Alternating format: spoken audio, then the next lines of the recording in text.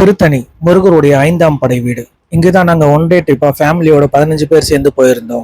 அந்த விளாக் தான் நீங்க இங்க பார்க்க போறது. இந்த வீடியோ மூலயமா நீங்க பஸ்ல போனா திருத்தணி எப்படி ரீச் பண்ணலாம், ட்ரெயின்ல போனா எப்படி திருத்தணி ரீச் பண்ணலாம், ஃப்ரீ தரிசனம் போனா டைம் எவ்வளோ ஆகும், ஸ்பெஷல் தரிசனம்லாம் இருக்கா, இங்க 3 வேளையும் அன்னதானம் கொடுக்குறாங்க, அது எந்த டைம்ல போனா கிடைக்கும், மேரேஜ் பண்றதுக்கு இங்க ஃபெசிலிட்டிஸ் இருக்கு, அதோட ஆஃபீஸ் எங்க இருக்கு, அதே போல் நீங்கள் பேக்லாம் வைக்கிறதுக்கு கிளாக் ரூம் அவைலபிள் இருக்கா, எந்த கிழமைகளில் போனால் சீக்கிரம் சாமி பார்த்துட்டு வர முடியும், இது போல் நிறைய விஷயங்களை பற்றி தெரிஞ்சுக்க போகிறீங்க.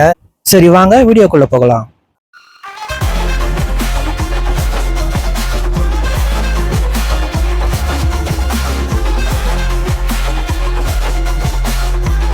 ஹலோ கைஸ், வணக்கம், welcome to my YouTube channel Vijay's view. நாங்கள் காலையில் 6 மணிக்கெல்லாம் வீட்டிலேருந்து கிளம்பினோம். மொத்தம் 15 பேர் போனோம். அப்படிங்கிறதுனால ஒரு வேனையை புக் பண்ணிட்டோம்.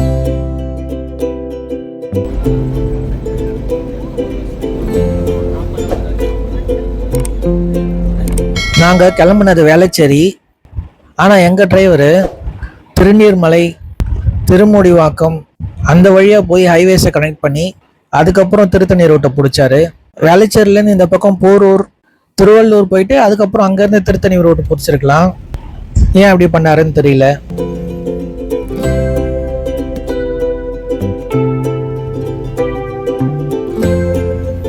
சரி, இப்போ நம்ம திருத்தணிக்கு பஸ்ல போனோம் அப்படின்னா ஃபர்ஸ்ட் நீங்க சென்னை சிட்டில எங்க இருந்தாலும் கோயம்பேடு வந்துடணும்.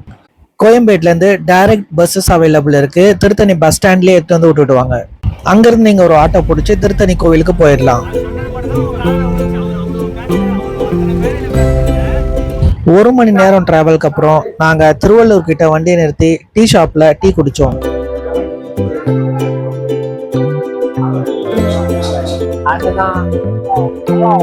அதுக்கப்புறம் நாங்க அங்க இருந்து கிளம்பி இன்னொரு 1.5 மணி நேரம் டிராவலுக்கு அப்புறம் திருத்தணியை ரீச் பண்ணோம்.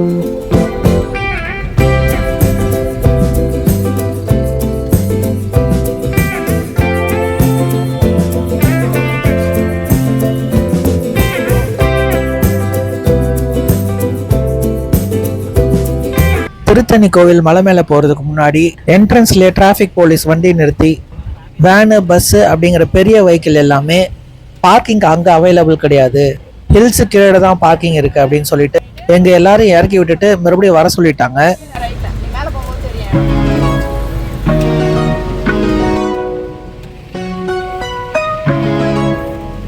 நாங்கள் போகும்போது ஏப்ரல் மாதம் நல்ல வெயில்.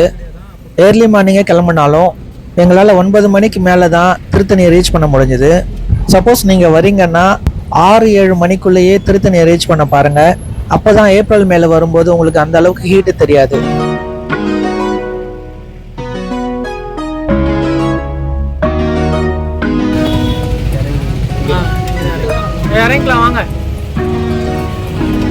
எங்கள் வேன் டிரைவர் எங்களை இங்கே இறக்கிட்டு மலையிலேருந்து கீழே இறங்கி அங்கே வெயிட் பண்ணுறேன்னு சொல்லிட்டாரு. நீங்கள் பார்க்குற இந்த பிளேஸ்லேருந்து கோவில் ஒரு 500 மீட்டர் தொலைவிலே அமைஞ்சிருக்கு. டிரைவர் இறக்கி விட்ட இடத்துலேருந்து நாங்கள் கோவிலுக்கு நடந்தே தான் போனோம். பழனியில் நடக்க முடியாதவங்களுக்கு பேட்டரி வெஹிக்கிள்ஸ் அவைலபிள் இருக்கும் இல்லையா, அது போல் இங்கேயும் ஷேர் ஆட்டோ மாதிரி அந்த 500 மீட்டருக்கு மட்டும் வெஹிக்கிள் ஆப்ரேட் பண்ணுறாங்க. இந்த வெயிலையும் காந்தி தாத்தா வேஷம் போட்டுக்கிட்டு ஒருத்தர் அந்த கோயிலுக்கு வெளியில் அசையாம நின்றுட்டு இருந்தாரு.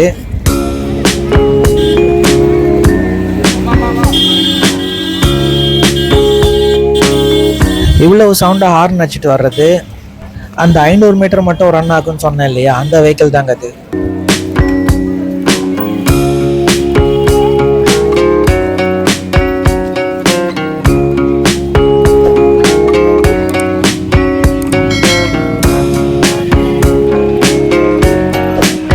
நாங்கள் போனது சனிக்கிழமை அப்படிங்கிறதுனால கோயிலில் அந்த அளவுக்கு கூட்டம் இல்லை.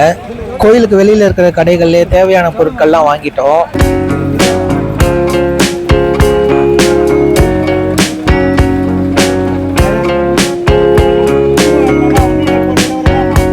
அதே போல் கோயிலுக்கு வெளியிலேயே செப்பல் ஸ்டாண்டும் அவைலபிள் இருக்குது.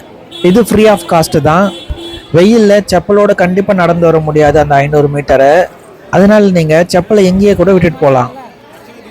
அதே போல் அர்ச்சனை பண்ணுறதுக்கு தேங்காய் பூ பழம் வாங்கணுன்னா கூட கோயிலுக்கு வெளியிலேயே கடைகள் நிறைய இருக்குது. நாங்களும் இங்கேயே வாங்கிட்டோம். தேங்காய் பூ பணம் இருக்கிற ஒரு செட்டு பேக் வந்து 70 ருபீஸ் சொன்னாங்க.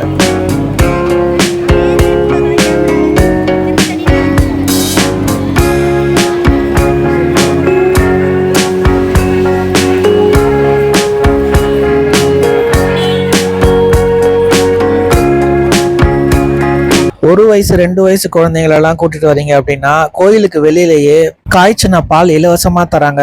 கடைகளிலேயே நீங்க கவலைப்பட வேண்டியதில்லை.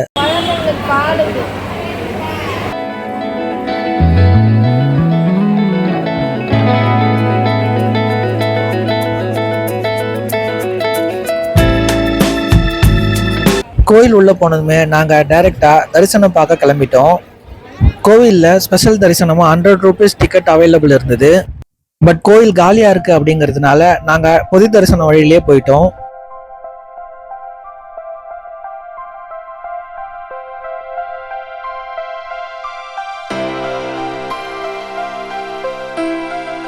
பொதுவாகவே முருகர் கோயில் அப்படிங்கிறதுனால செவ்வாய்க்கிழமைகள்ல ரொம்பவே கூட்டமா இருக்கும்.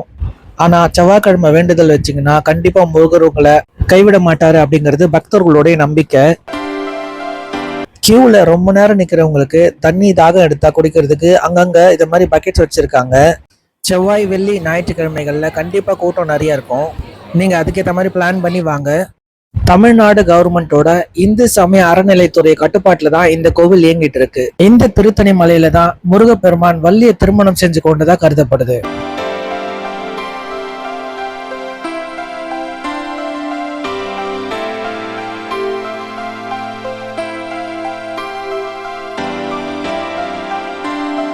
திருப்புகழ் பாடிய அருணகிரிநாதர் பாடல் பெற்ற தலமாகவும் இந்த தலம் கருதப்படுது.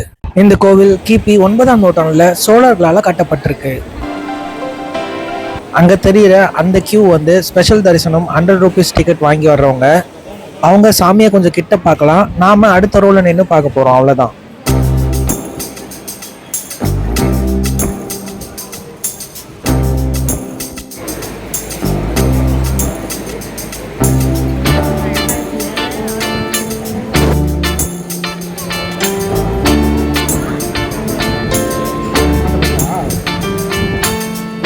முப்பது நிமிஷம் கியூல நின்று நாங்க முருகப்பெருமான தரிசனம் பண்ணிட்டு வெளியே வந்துட்டோம்.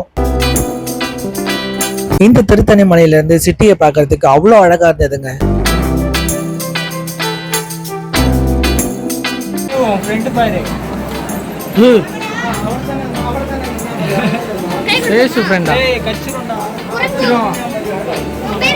தேவர்களுக்கு தீராத துன்பம் கொடுத்து வந்த சூரபக்தனோட போர் புரிஞ்சு தேவர்களோட துயரத்தை நீக்கி வள்ளிய மணந்து கொள்ள வேடர்களோட விளையாட்டா போர் புரிஞ்சுட்டு முருகப்பெருமான் கோபம் தணிஞ்சு அமர்ந்த தலம் தான் திருத்தணி.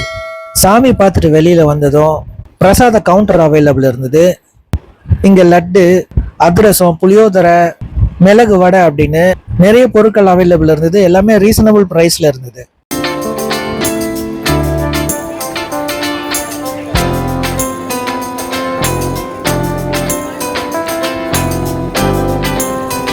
ஏப்ரல் மாசம் வெயில் அதிகமா இருக்கு அப்படிங்கிறதுனால இங்க நீர் மோர் இலவசமா கொடுத்துட்டு இருந்தாங்க கோயில்லையே.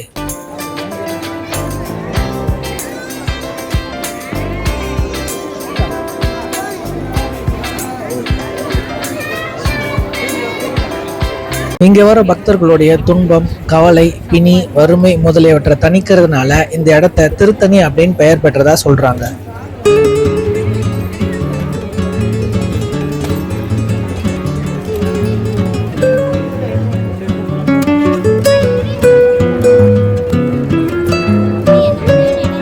எத்தனை பக்தர்கள் இங்க விளக்கேற்றி முருகனை நம்பிக்கையோடு வழிபாடு நடத்துறாங்கன்னு பாருங்க. இந்த திருத்தணி மலையில 2 பக்கத்திலும் மலை தொடர்ச்சி பரவி இருக்கு. வடக்கே இருக்கிற மலை வெண்மையா இருக்கிறதுனால பச்சரிசி மலை அப்படின்னும், தெற்கே இருக்கிற மலை கருமையா இருக்கிறதுனால புண்ணாக்கு மலை அப்படின்னும் அழைக்கப்படுது.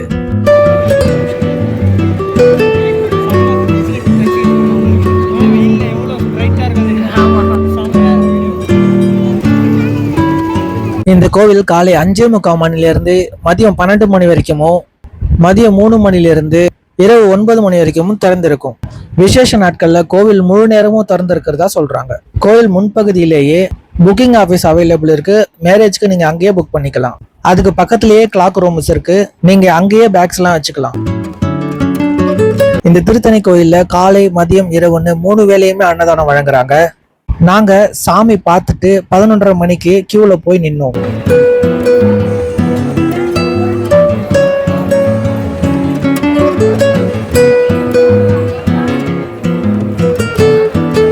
கிட்டத்தட்ட 100ல இருந்து 150 பேர் வரைக்கும் உட்காந்து சாப்பிட்ற அளவுக்கு இந்த இடத்துல ஸ்பேஸ் இருந்தது. சாப்பிட்றதுக்கு கொஞ்சம் பேரா உள்ள அனுப்புறாங்க.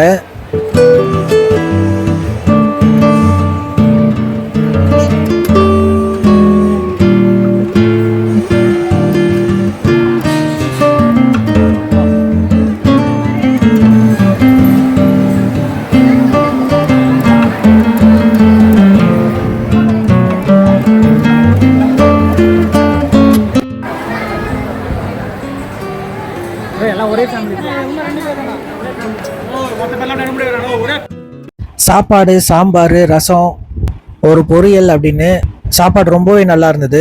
30 நிமிஷத்துக்கு அப்புறம் நாங்கள் சாப்பிட்டுட்டு வெளியே வந்துட்டோம்.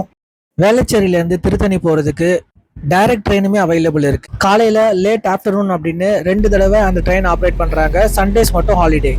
அப்படி இல்லைன்னா நீங்கள் சென்ட்ரல் போயிட்டு சென்ட்ரல்லேருந்து திருப்பதி போகிற ட்ரெயின் ஏறினீங்கன்னா திருத்தணி கண்டிப்பாக போயிட்டு அப்புறம் தான் திருப்பதி போகும். இந்த வீடியோ உங்களுக்கு பிடிச்சிருக்குன்னு நம்புறேன். இந்த வீடியோ பிடிச்சிருந்துச்சுன்னா லைக் பண்ணுங்க, கமெண்ட் பண்ணுங்க, ஷேர் பண்ணுங்க. மறக்காம நம்மளோட யூடியூப் சேனலை சப்ஸ்கிரைப் பண்ணிக்கோங்க. நன்றி.